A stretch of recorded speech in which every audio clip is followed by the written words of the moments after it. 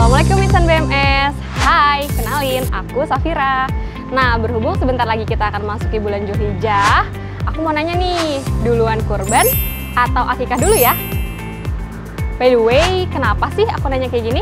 Karena sejak kecil aku belum diakikah oleh orang tuaku. Nah, buat tahu jawabannya, yuk kita bahas.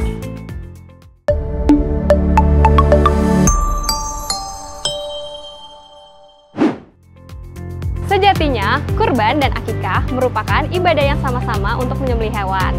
Nah, meskipun sama-sama menyembelih hewan, tapi kurban dan akikah itu hal yang berbeda loh.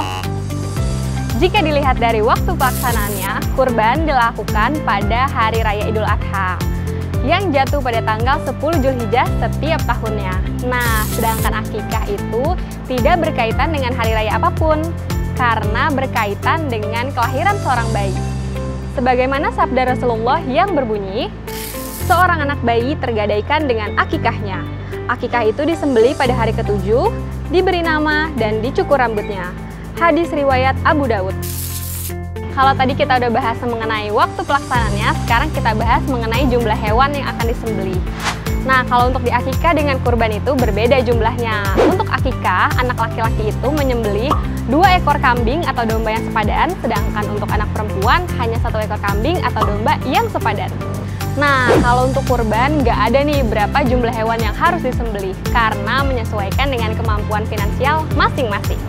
Sekarang pertanyaannya, apakah kurban dan akikah itu bisa digabung?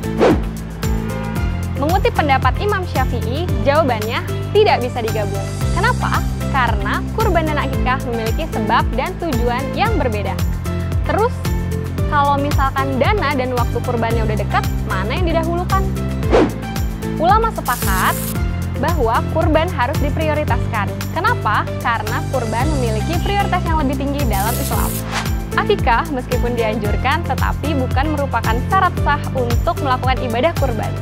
Namun demikian, akikah merupakan amalan sunnah yang baik untuk dilaksanakan. Jika memungkinkan, lakukan kedua ibadah tersebut ya. Bahkan setelah dewasa, ibadah akikah tetap boleh dilaksanakan. Sebagaimana penjelasan Syekh Abu Bakar Syatta dalam kitab Yanatut Tholibin menjelaskan, jika seseorang sudah mencapai usia balik, tapi orang tuanya belum menunaikan akikah untuknya, maka disunahkan kepadanya untuk melakukan akikah bagi dirinya. Sebaliknya, tuntutan melakukan akikah bagi orang tuanya sudah gugur.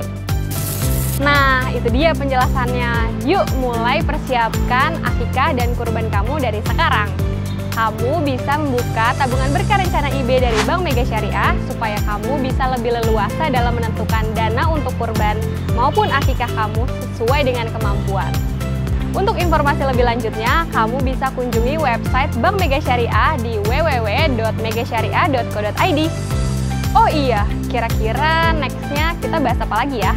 Yuk komen di bawah. Wassalamualaikum warahmatullahi wabarakatuh. Dadah!